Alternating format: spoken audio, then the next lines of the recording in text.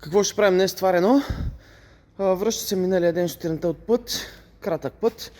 Перката върти за охлаждането. Дигнахме капака. Радиатора, водния радиатор го путнахме тук, беше хладен. Горния маркуч, ето го, горещ. Долния маркуч, който е малко по-надолу. И той хладен. Така.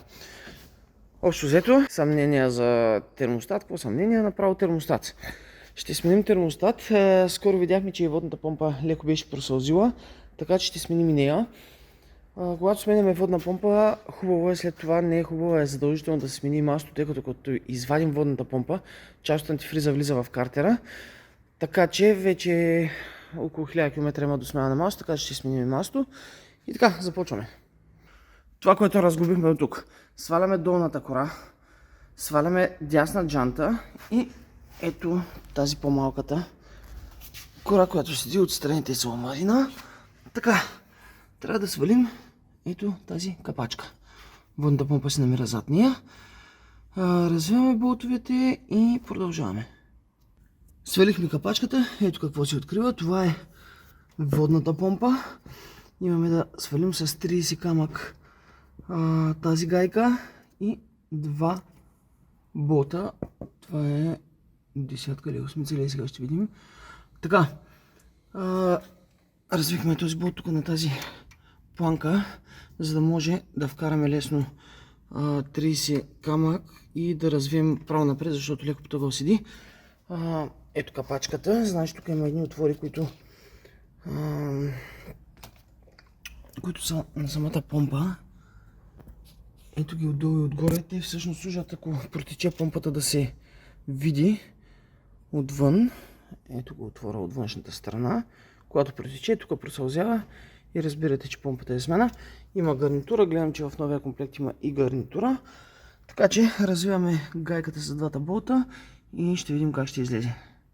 Така, бутнахме с една отверка много полека така по зъбите, за да можем да отлепим самата помпа, тъй като самото зъбно колело все още не можем да го извадим, трябва някаква скоба.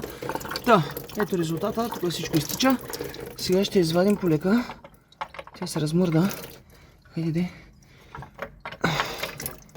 Сега ще им трябват и двете ръце, да видим дали ще трябва да извадим първо това зъбно колело и после помпата.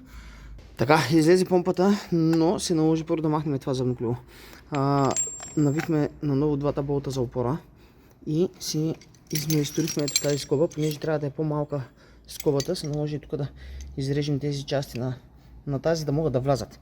Тъй като когато зъбното колело е сложено, се налага скобата да влезе ето тук и мястото е много ограничено, особено тук. Наложи се тези маркучи нататък да ги откачим отгоре от самото купе, за да мръднат настрани и да вкараме скобата, понеже ето е скобата, по-голяма е, много трудно се завира.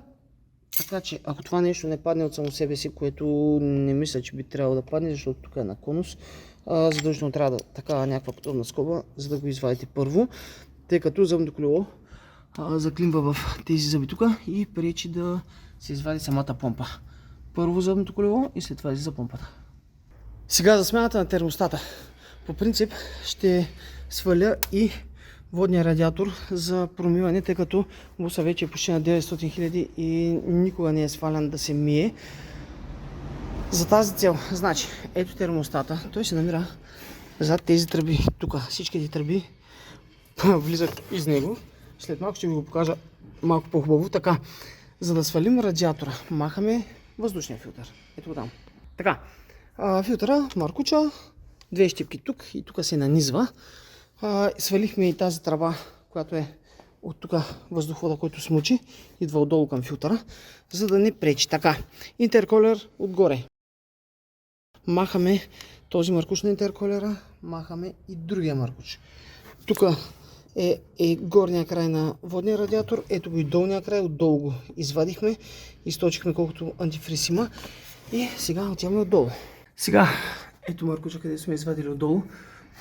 Махаме буксата, ето е къде виси тук, буксата на перката. Това, което виждаме е, че тук имаме един захват, който ще развием И виждаме, че тук също се държи на едно място. Нагоре не видях да има други захвати. Сега ще проверим, като ги развием, дали ще слезе надолу.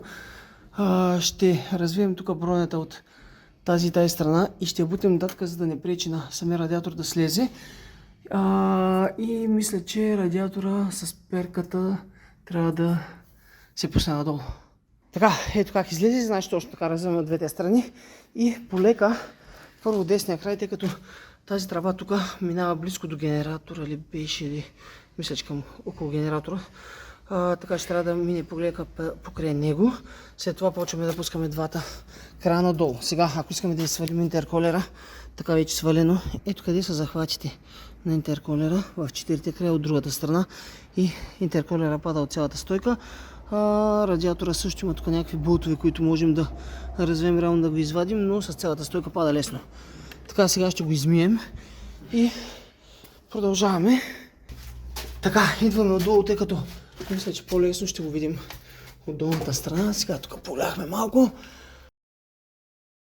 Значи термостата се намира ето тук между маркучите. Защо не се вижда? Така, всичките тези маркучи, ето го тялото на термостата. Това. Всички тези маркучи трябва да се откачат около него. И имаше 3 или бяха болта, които трябва да се развият и тялото, цялата пластмаса пада. Така че започваме да разглавяме, т.е. да откачаме маркучите. Така, откачихме общо взето всички маркучи, освен ето този крайния. Ето този, той се напъхва, когато развием тези болтове, дръпнем и се вади насам. Той е много пръстен. Ето го тук.